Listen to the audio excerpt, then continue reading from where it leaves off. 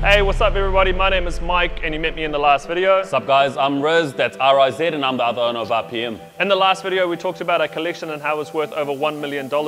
We showed how we could afford over $1 million worth of JDM cars but not $700 worth of lapel mics. So the sound quality was absolutely trash, but hopefully it will be way better this time. You should still go check out that other video though. And also we have another sneak peek at one of our really cool cars that we imported. So wait till the end of the video and we'll show you what it's all about.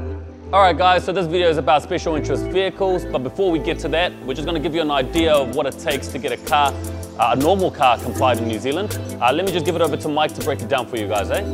Sweet ass, so let me break it down for you guys. There's a few basic requirements for every normal passenger vehicle to be able to get complied on the NZ. The first one is to have a 3-letter emissions code. Basically it just means it's got better emissions. If we look at two auction sheets, which I'll bring up side by side, you can see here this one's got a 2-letter code and this one here has a 3-letter code. Obviously the 3-letter one meets that requirement. Another requirement is to have electronic stability control, or ESC or whatever. If your car does not have that that you import, you will not be able to get complied in NZ unless your car is 20 years or older. And in that case, it can get imported under the classic car rule, which we use all the time. But what happens if you don't have either of those things? So like I was saying, what if you wanted to bring in a car that didn't meet those requirements, but was really, really cool? Some would say even special. For example, an Evo IX.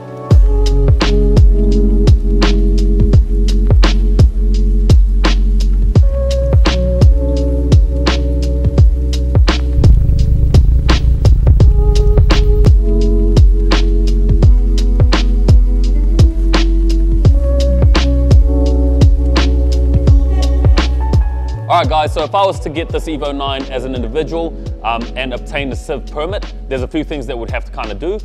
First of all, I'd have to get the car registered to my name. Secondly, I cannot use it for business purposes, it has to be personal only. Thirdly, I cannot sell or lease the vehicle for the next 4 years at least. Sweet as, but I got some bad news for you guys. If you wanted to use this as an Uber, you cannot do so. Transport services are a no-no when it comes to a civ permit. Also another few requirements, you cannot have been granted a civ permit in the last 2 years. You can't have another special interest vehicle in your name, and you also have to have another daily to drive along with this in your name. Alright guys, so Mike's just broken down the last requirements needed for an individual. Obviously that leaves me out of it because I wanted to Uber this bad boy. But let me just break down what's required for the actual vehicle itself. So you'd need 3 of the following requirements. First of all, the car would have to be listed as a collector's car in the following magazines and websites. Secondly, there would have to be less than 20,000 of these guys manufactured annually. Third, they would have to be manufactured as a coupe, a 2-door coupe or a convertible. And lastly, it would have to be manufactured as a high-performance vehicle. Sweet, let's go take the Evo IX for a boost.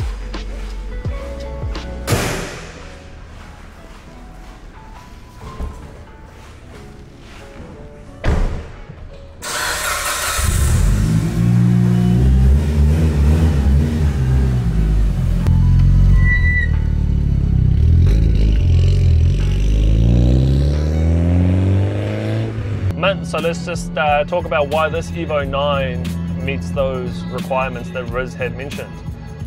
So like he was saying, you have to meet 3 of the 4 requirements, and this one does. So it has been manufactured as a high performance vehicle. It was listed as a collector's item car in those magazines that he talked about.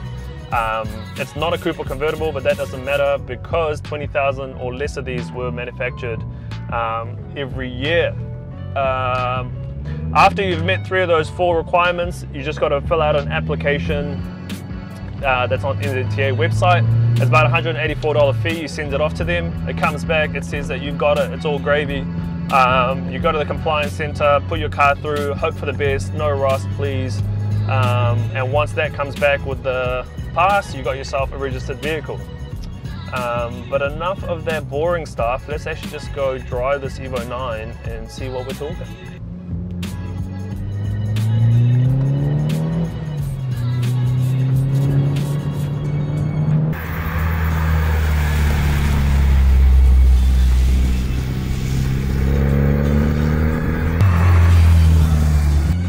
Yo bro, give us a try.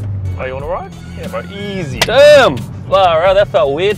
Sorry bro, working on that. Nah, it's all good man. Let me just go for a cruise then, eh? I'll tell you guys a little bit about this car. Obviously, it's a Evolution 9. It's got a 6-speed transmission, which is a little bit different to the rest of them, or the earlier models at least. It's got the classic 4G63 single turbo. Feels quite good. It's really responsive. It's obviously 4-wheel drive, so it's got really good cornering. Brembo brakes, which make it a little bit nicer when you're trying to slow down, especially on these type of roads and in the wet. This one in particular has obviously got Recaro seats as well. It's very, very nice. It's nice and comfortable. They feel a lot nicer than like the older models. I personally was always like into Evos. Just the 4-wheel drive side of things was always a little bit more fun. I used to have like an Evo I RS actually when I was young. That's probably till today one of my favorite cars. Very responsive, very fun.